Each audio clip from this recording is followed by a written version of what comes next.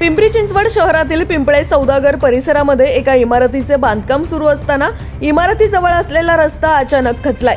Planet millennium society जवळ असलेल्या रस्त्याला लागून एका इमारतीचं बांधकाम करण्यासाठी एक मोठा खड्डा खोदण्यात आला होता। त्या खड्ड्याला लागून असलेला रस्ता आज सकाळी अचानक खचलाय।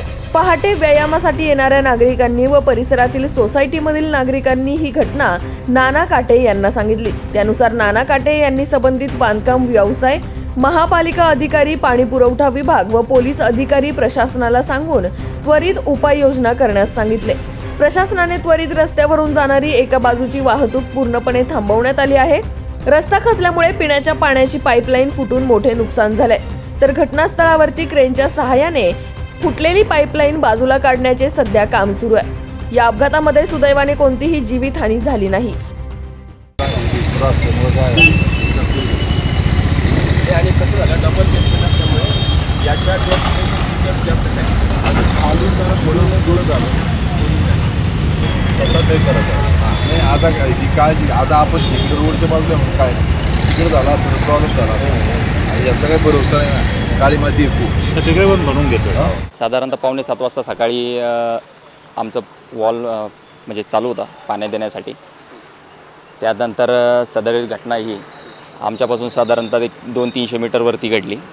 या घटनेमध्ये रोडला क्रॅक गेलेले सुरुवातीला निदर्शनास आले। त्यानंतर हळूवारपणे भिंत कोसळली। त्यानंतर पाणी जे पिंपरी चिंचवड महानगरपालिकेतर्फे जो पाणी पुरवठा दिला जातो, तो पाणी पुरवठा त्वरित लगेच बंद करण्यात आला।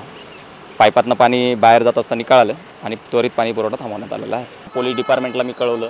त्यानंतर पालिकेतल्या वरिष्ठ कर्मचाऱ्यांना याबद्दल सूचना म्हणजे व्हॉट्सअपद्वारे कळवलं। सर्व यांना सांगितलं, ऑफिस स्टाफला वगैरे कळवलं याबद्दल की अशी घटना इथं घडलेली आहे। आमच्यावर पते म्हणतायत पाण्यामुळे झाले, पालिका नाही पाणी पुरवठ्याचा वगैरे इश्यू नाही, बोर्ड दाखवतायत ते म्हणतायत अशा प्रकारे की पाण्यामुळेच घडलेलं आहे। नाही, पाण्यामुळे ही घटना घडलेली नाहीये। ॲक्च्युली पावसामुळे लँडस्लाइडिंग झाली असेल। माती काळ्या स्वरूपाची काळी माती असल्यामुळे ती पाणी साचवून धरते आणि त्यामुळे जमीन खचली आहे। त्यात पाणी पुरवठा विभाग किंवा मनपाचा कोणताही यात जबाबदार नाही। पण त्यांचं असं तर म्हणणं आहे की ती पाण्यामुळे त्या ठिकाणी माती खचली गेलेली आहे, त्यांचं असं म्हणणं आहे। मग काय वाटतं, हे महानगरपालिकेवरती बोर्ड दाखवत पाणी पुरवठा हा कालपासून या ठिकाणी कोणत्याही प्रकारचा पाणी पुरवठा मनपातर्फे करण्यात आलेला नाही। ज्या पाण्याची वेळ आहे ती आज संध्याकाळची आहे।